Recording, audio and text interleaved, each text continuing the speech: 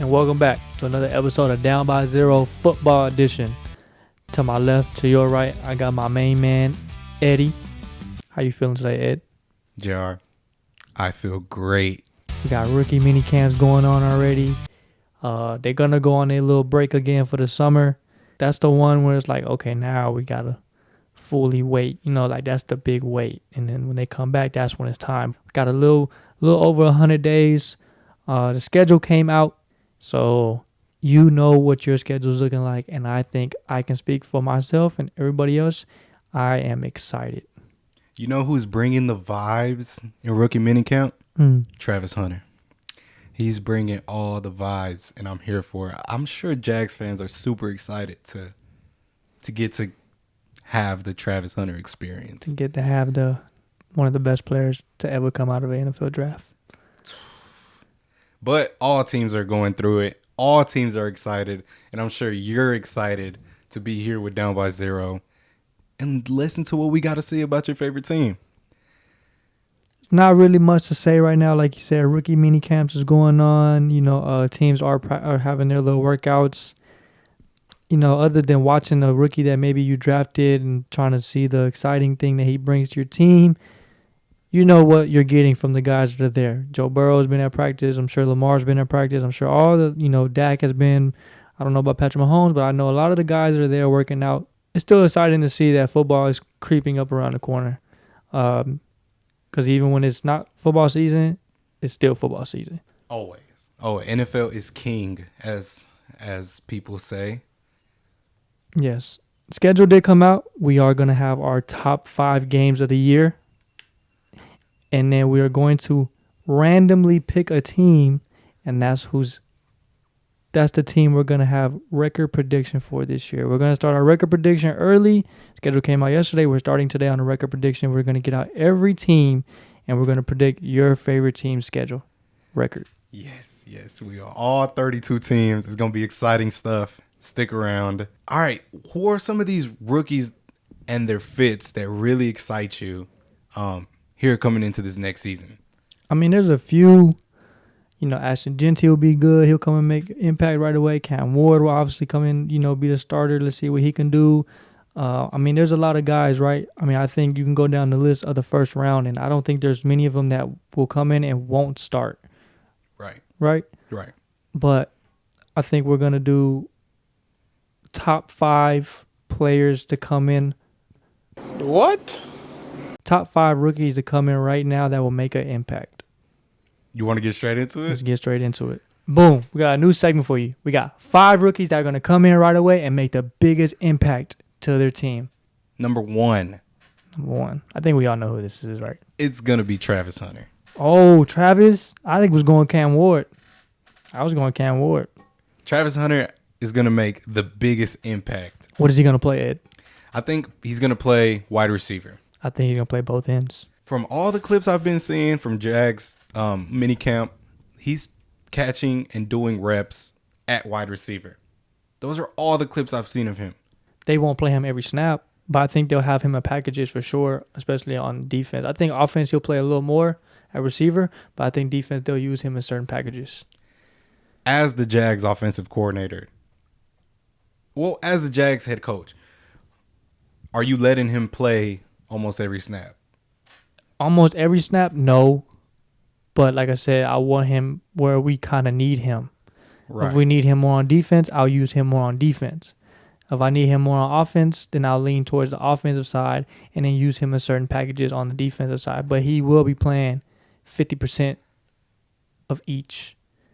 So half, and he'll probably play 75, 85 on one side and then 50% of the other side. Yeah. Let's say, for example, when they play the Texans and he has to be on the best receiver on the Texans. Say he has to guard Nico Collins, most of the game, and then switch over. He has to be guarded by Derek Stingley. I think in that scenario, he's going to have to play a lot of snaps in that football game. Or like when we play them in week 2. Do y'all? Yeah, he has to guard Jamar Chase or T. Higgins. Right. And then he has to line up against Cam Taylor-Britt. Obviously, that's why he's going to have the most impact because he's going to be on the field on both sides of the football. You're right. You can make okay. So he might want. I just think Cam Ward is they drafted him to come in and change the culture. And that's our number 2. Who is his competition? Will Levis. Is there any chance that Will Levis plays this year, barring injury? Preseason, Preseason, right? Preseason. Okay, so it's going to be Cam. But I think they're fully committed to Cam Ward, or else they wouldn't have had the pick already picked 4 or 5 months before the draft. Right. And he's going to come in there and demand and be a leader and do everything that a quarterback's supposed to do. Mm-hmm. So that's why he's going to have the impact he's going to have. That's why he's going to have the impact. Hopefully he can change the culture over there. Let's see how they do. Do you think they're going to be a above 500 team? No, I don't think they'll be good. You think Cam will be good? I think he'll be solid. The offensive line still needs some help. They running back, I mean, it's cool. Receiver-wise, they still got Calvin Ridley, right? Mm-hmm. I think they drafted a few guys. They brought in a tight end that he's used to. I think he played with in college. So they try to bring in some weapons for him, but I don't think they'll be good his first year. But I think he will do good. Number 3, Mykel Williams. Mykel Williams, 49ers. Pair him up with Bosa. What you think about that? I like it a lot. I mean, he wasn't supposed to drop to 11. He was supposed to go to the Panthers at, 8? I think that's what they had, something like that. Yeah. He was supposed to go top 10, and he falls to 11. I know it's not that big of a drop, but it's still a drop. And he goes to a team like the Niners. You got 2 guys on the edge, Bosa and Mykel Williams. Mykel Williams might be the best. He could be the best edge in the draft. I know we talk about Abdul Carter, but Mykel Williams can also play linebacker. He's a great tackler, and he could get to the quarterback. Yeah, he's going to go in there and replace what Dre Greenlaw did. Mm-hmm. He's going to replace what Javon Hargrave did. And that production, he has to get that production from somewhere. Mm-hmm. And Mykel's going to step in. He's going to be a beast for sure. And like I said, you pair him up with Fred Warner, you pair him up with Joey Bosa on the other side. That's a good trio right there. Yeah. And I think he comes in right away. He starts, and I think he makes a huge impact for that team. And as we saw, a lot of edge rushers went in the first round. Probably like 7, 8, or 9 of them all went in that first round. And Mykel Williams was the upper echelon. And that's why he went 11. Mm-hmm. Number 4, Jalen Walker. Another guy that dropped. And not only did Atlanta get 1 good edge rusher, they got 2 good edge rushers. And that was one of the things they lacked last year. They were probably one of the worst teams that get into the quarterback. You got Jalen Walker, who, again, is one of the best edge rushers in the draft. You get both of those guys, I think they went from one of the worst edge rushing rooms in the NFL to maybe, depending on how these guys pan out, they could be top or they could be middle of the pack. Either way, that's better than one of the worst. Right, exactly. And you're getting really good value for Walker at 15, Mm-hmm. and then you're actually taking more of a risk banking and trading your 2026 first overall pick For Pierce. you know, to move back into the first round. So, I mean, they invested heavy on edge rusher. And what did we say about the Falcons? That they're horrible at getting sacks and getting to the quarterback. So they did what they had to do and see if it pans out for them. That's why I don't hate it. Because, again, like we said, the stats will tell you one of the worst teams that get into the quarterback last year. Even with Judon, Mm-hmm. and he's not there no more, right? So you lose Judon, who was probably your best pass rusher last year. He's gone now. I'm not mad at going and trading back into the first to get another one, and now you get 2 good young guys on rookie contracts, and now you can develop those 2 young guys together. Right. And then number 5, to wrap up the list, it's going to be Tedero McMillan. This is going to be controversial because there's other guys on here that, like, you can say Genty, you can say some of the offensive linemen. Only reason why we threw Ted on here is because since Bryce Young has been in the league, he hasn't had a true number 1. Tedero McMillan is probably the best receiver in the draft. If you want to say Travis Hunter is better, you could do that. You can make the argument, right? You can make the argument with the other guys. Mm-hmm. But he's probably one of the best. He is one of the best in this draft. He's for sure going in there, and he's number 1. First of all, he's going to get the targets. He's going to get the targets. Second of all, he's going to be a red zone threat just based off his size alone. His route tree is probably not as complete and filled as you want it to be, but still, Ted's a go up there and get it guy. He's going to be a great intermediate to long ball guy. It's just depending on how much the offense flows through him. And I'm sure the Panthers are gonna utilize him in ways to get him the football. They have turned that weapon room. It's a lot better. They still have Adam Thielen. They drafted I forgot his name from last year. They drafted a receiver last year out of South Carolina. I forgot his name. No. Xavier. Xavier Leggett. Thank you. He's solid. He's not a number one, no, but he's a really good receiver. Him, Adam Thielen, Xavier Leggett, and now you add a number one in Teteron McMillan. And then they brought in Hunter Renfrow, which, he's a vet. He's a little older. He's not going to come in and play hella snaps, but they can learn from a guy like him. Mm-hmm. And he can come in and be that number 3 and take the load off of, like, Ted, Xavier, Adam Thielen, and he can play in the slot, and he can get, like, easy little dump downs for Bryce Young. So I kind of like what they did in the room over there. They've showing that they want to help Bryce Young in the with his receivers. So I think he'll come in, since he is going to be a number 1 right away. I feel like that's why he's going to make the biggest impact for his team. Those are our 5 rookies that are going to have the most impact next season. Some of our honorable mentions were Jahad Campbell, because for him to drop that far to the Eagles, he's one of the best linebackers in this draft. He can also get to the quarterback. He's good in coverage. His only issue is his shoulder injury. But to get him at 32, right? Yeah. 32, it's a steal. I think the Eagles traded 1 up to get him. Did they? Yeah. So, something like that with the Chiefs? Yeah, they traded, so it was the 31st. Okay, 31st. I mean, still get him at 31st. Right. I mean, that's a steal. Which is awesome. I mean, you could say Malachi Starks for the Ravens because his value was so amazing and he fell to the Ravens. Right. Who else could you say? Golden, in a sense. Burden, even Wari. Seahawks had a really good draft as well. They did. And I like Donovan, the one that's going to the Cowboys. Izaraku. He's going to come in right away. I feel like he'll make an impact. I just don't know if it's top 5 in the draft, Right. But he'll come in and make an impact. There's a lot of guys in this draft that will come in and make an impact right away. Those are just our top 5. And we were going to say Abdul Carter because obviously he's the best pass rusher. But just that line that they have already, their line is crazy. So it's not like he's going to come in right away and he's just going to steal the show because they have a Dexter Lawrence, Brian Burns, Kevon Thibodeau. Like, their line is already crazy. So, like, we'll see if he does better than those guys. I feel like he'll be more of a contributor than a impact player, if that makes sense. Like, he'll contribute. Like, yes, he'll have them plays where he's like dominant. He'll get to the court, but I feel like he'll be more part of a collective, than an individual star. Yeah. In my opinion. I agree with that. Yeah. He won't be able to take off because you're playing with such other good guys. Like, Brian Burns is going to get his sacks. Dexter Lawrence is going to get his sacks. Kayvon Thibodeau is going to get his sacks. So, like, it might stop him from really putting up crazy numbers because those 3 guys with him are really freaking good. Not saying he's not going to be good. He is. His numbers might not show for it because he's playing with 3 other good guys on the line and on the other side of him. Like, their defensive line is actually terrifying.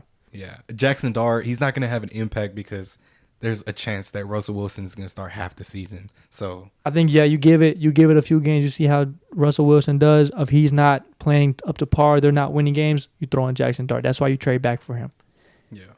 So those are our top 5 rookies that will come in and make the biggest impact. Let us know what you think and let us know why you feel like your rookie player will come in and make the biggest impact for your team. All right. Before we do this spin the wheel, is there any news, quotes, anything you want to talk about? I mean, just some things around the league. Ravens signed Derrick Henry 2-year deal. Right. I guess it's well deserved. He's 31, but he's probably in the best shape of his life. That's probably a guy who will probably be able to go for a little minute. He stays in great shape. He eats healthy. He doesn't look like he's took any type of decline down. Yeah. So I don't hate that for the Ravens. The Bengals, we still have, I love seeing Joe, Jamar in practice. Trey Hendrickson needs to get figured out. Yes, that's a huge one because he's so professional. I feel like he's handling it so professionally, and I hate how people switch up on the Bengals saying, man, you got to pay these guys. And when you pay these guys, it's like, okay, well, are you not going to pay Trey Hendrickson either? Yeah. Like, and then you get criticized whether you do or you don't. And that's just how fans are. But do you think y'all should pay Trey? 1,000%. If you weren't going to pay him, you should have traded him and got something back for him. This draft was full of good edges that you could have got. You could have doubled down on edge if you wanted to, if you didn't want to bring him back, if you didn't want to pay him. He said in the interview the other day he's not playing on his contract. Why make that kind of, animosity with the, I don't even know if I used the right word, but why bring that into the locker room? Why bring that into training camp when we got our 2-star receiver signed, our quarterback is healthy, our offense is looking like one of the best in the league, our defense was one of the worst in the league last year, and our best defensive player is on my holdout. It doesn't, it doesn't look right. I don't know if it'll pan right. I understand his side of it. I kind of understand the Bengals side of it from a little bit, but they should have done something about it. We'll see. I mean, there's still a lot of time, so it is a lot of time. Yeah, things can get done. Time does heal wounds. So, Justin Tucker got cut. I think we all seen that coming. Yeah. When y'all drafted a kicker. I'm not gonna say hopefully he finds another team, but he's a Baltimore legend. He's been there for everything. So respects to him. Ardarius Washington tore his Achilles. So it's a good thing we drafted Malachi Starks because our starting free safety tore his shit. And Aaron Rodgers, he still hasn't found a new home. I think he's going to end up in Pittsburgh. I think right now that's really the only place that makes sense. I don't see what other team needs a really quarterback other than Pittsburgh. New Orleans, he's not going to go there. I've seen talks he might go to Minnesota, play for that, but I doubt he goes there. And they drafted no, they didn't draft. Seattle drafted that. I seen that he could go to Minnesota and be like Brett Favre. It wouldn't make sense to me. I think the best fit for him right now would be the Steelers if he doesn't retire. I can see that. I don't know. It's just such an odd fit because he's such a big personality. But it makes sense on both sides. He needs a team. If he still wants to play, he needs a team where he's going to come in and start. They need a quarterback. They don't have a quarterback. Their quarterback right now is Mason Rudolph. Or did they draft Will Howard? They did. Will Howard or Mason Rudolph? Is that who you really want to have your quarterback room looking like? I mean, according to Pittsburgh fans, I've seen Pittsburgh fans really jump on the Will Howard train. But we're talking about a division that has Lamar Jackson and Joe Burrow. Exactly. Is that who you really want to have as your quarterback? I mean, look at the Browns. They're probably going to be one of the worst teams because they don't have a quarterback. Yeah. Or because they can't figure out the quarterback situation. Right. So, And last but not least, George Pickens is a Cowboy. I love it. For a third-round pick, it's not much, but you can honestly say that Jerry Jones and that front office is making moves. A+ move. That they haven't done in years. And if it really is A+, it's not A+. A+. It's kind of in the middle for me. It's because A+. you got to understand that George Pickens is going to have a new contract by the end of this year. And for one, he can't be a one-year rental. You know why it was A+ for me? You needed a receiver. I had the Cowboys drafting a receiver in the first round. Right. They draft Tyler Booker. I didn't like the pick, right? At the time. Because you needed a receiver. Yeah. Not only did you get your starting guard in the first round, but then you went and got the best receiver that you would have had. Because of even though they would have drafted a receiver first, George Pickens would have been better than the receiver they would have drafted in the first round. So you got the best receiver that would have been anybody that you got in that draft other than Travis Hunter. They weren't going to get Travis Hunter. So you got your starting right guard, and you got a good receiver number 2 to pair with CeeDee Lamb. 2-1. I love it. For a third round, I love it. And yes, the whole contract thing is a big question. You got to pay him. But they're thinking about right now. And I love the move. Yeah, me too. It's a new era in Dallas. George Pickens, Page, Cooper Flagg. Oh, I was like, who's Page? What do you mean, who's Page? I thought you were talking about the Cowboys. Page Beckers? Okay, yeah. I didn't know we were talking about like the whole. Yeah, okay. Yeah, no, it's a new era in Dallas. And we're seeing it like grow, like from a little baby to what it's gonna be like in 2 years. It's exciting as Dallas sports fans. I'm not one, but Sam, I know you're excited. Ethan, I know. Yeah, I know. Right. But I mean, it just made the Cowboys went from maybe a playoff contender, like they're barring that line, to I think they're a playoff team. Yeah, they drafted really well as well. You got your off there. I think their offensive line will be better. They drafted one last year, Tyler. Smith. No, Tyler, the one from Oklahoma. What's his last name? They Guy. Guyton. They drafted him last year at tackle. They drafted Tyler Booker this year. Your offensive line is gonna pan out, right? Like I think it will. It'll develop into something nice. Yeah. Their running back room, I think they drafted one. They brought in two guys, Sanders and Williams. Williams, right? You have a good offensive line. Those three guys can be decent running backs for you. Ferguson's a good tight end. You have CeeDee Lamb, one of the best receivers in the league. Not Jamar Chase, but one of the best in the league. And then you bring in another great number two. That's one of the top duos in the league now. Yeah. Pickens and CeeDee Lamb. Yes, I think CD can play everywhere, but you have him in the slot and then Pickens on the outside. I like it. I love it. The whole wide receiver 3 is going to work itself out, whether you want it to be Tolbert or Turpin or what is it, Mingo? Yeah, Mingo. It should be him. They traded a third for him. Yeah. Oh, well, something like that, like a fifth or was it a third? It was something like that. Yeah, it was something crazy. But the wide receiver 3 is going to work itself out. Especially when you have two doubling CD and then you have another great number 2 in Pickens. Yeah. That the third guy, he just has to, beat his one-on-one. Mm-hmm. And like you say, it could be Tolbert, it could be, whoever you pick. And then Ferguson is a good tight end. It's exciting. I'm excited for the Cowboys because it's going to be so good to see. And now with a new healthy hamstring Dak Prescott, I feel like it's going to be. We're looking at a 10 to 12 win. Before the draft, it was a 500 8-win team. Now I think it's a 10 to 12 win team. Their schedule is hard, but they will be competitive, and I think they will be a playoff team. And they are in a hard division. Yeah. Got to think about that. It's true. You sound like a Cowboy fan right now. I know, bro, but I'm excited. This is exciting stuff. All right, I'm ready to do this wheel to do these record predictions. And like we said, we're doing everybody's team. So if we don't get to your team today, don't feel bad. We'll get to your team sooner or later. This is just randomized. Are you ready? Ready. Let's do it. All right, let's do it. Spin the bottle. Carolina. Philadelphia. Oh, that's what it is? That's Philadelphia. I said blue. Philadelphia Eagles. Philadelphia Eagles, Super Bowl champs. That's who it. I mean, what a weird way to start. Opening night. Philadelphia Eagles ring ceremony in Philadelphia. First game of the season, Thursday night. They open up the Dallas Cowboys. What a way to open up. I can applaud the NFL for this because this is entertainment. This is exciting. It sure is. I'm not a Cowboy fan. I'm not an Eagles fan, but I'm going to tap into this because this is two divisional rivals. Who wouldn't want it first game of the season? But boom, you got Eagles, Cowboys, first game of the season. I got the Eagles. Cowboys will start a little slow. Maybe they go 2-2 their first 4 weeks because of new additions and everything like that. I got the Eagles week 1. I agree.